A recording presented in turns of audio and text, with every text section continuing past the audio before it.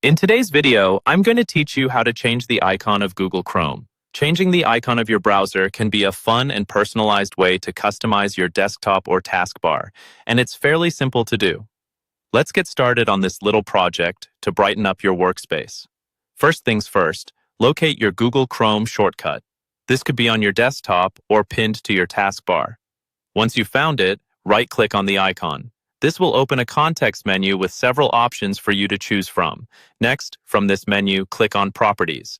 This action will open up the Properties window, where you'll find several tabs related to your Chrome shortcut. This is where you'll make the necessary changes to update your icon. Now, it's time to focus on the Shortcut tab, which is usually the default when the Properties window opens. Look towards the lower half of this tab, where you'll find the Change Icon button. Go ahead and click on it. This will prompt a new window to appear, presenting you with a list of available icons. You might find something you like right there, but if you have your own custom icon file, we can use that too. Simply click on Browse and navigate through your files to find your custom .ico file.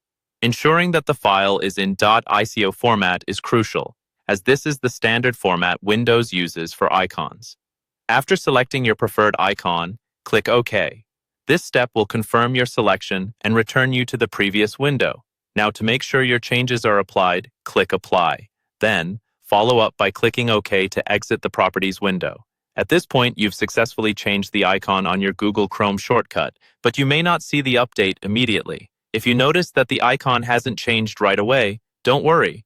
You have a couple of options to refresh your desktop's appearance. You can simply right-click anywhere on your desktop and select Refresh from the menu. This often prompts the system to update the icon display. Alternatively, if the refresh doesn't do the trick, consider restarting your PC to fully ensure the new icon is displayed. And there you have it.